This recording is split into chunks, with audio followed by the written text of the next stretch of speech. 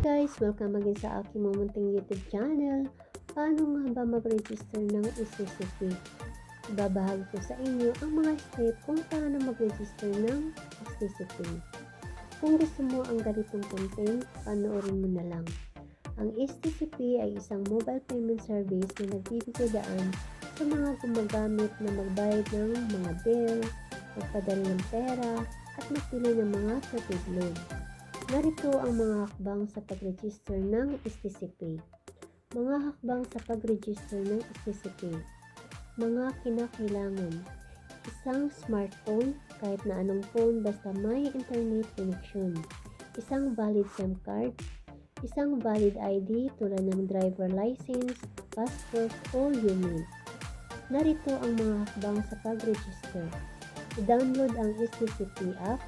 Maaari mong i-download ang STCP app sa Google Play Store para sa Android o App Store para sa iOS. Mag-register ng account.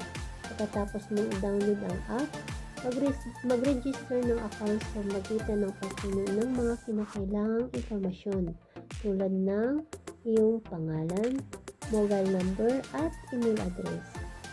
Mag-set ng PIN.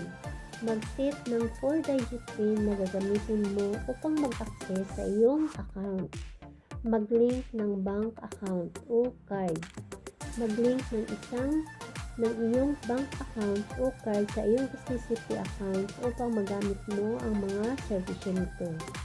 Mag-verify ng account. Mag-verify ng iyong account sa pamamagitan ng pagpuno ng mga kinakailangang impormasyon at pagkakaroon ng balidong ID. Mag-set ng security questions. Mag-set ng security question na gagamitin mo upang mag-verify ng iyong account kung kinakailangan. Mag-review ng terms and conditions. Mag-review ng terms and conditions ng STCP bago mo ito gagamitin. Mga dapat tandaan.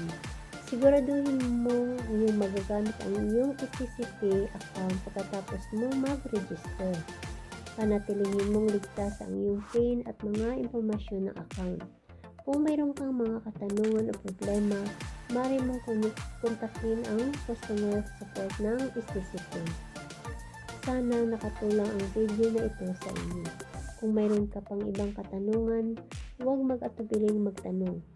Thanks for the time for watching this video. God bless everyone.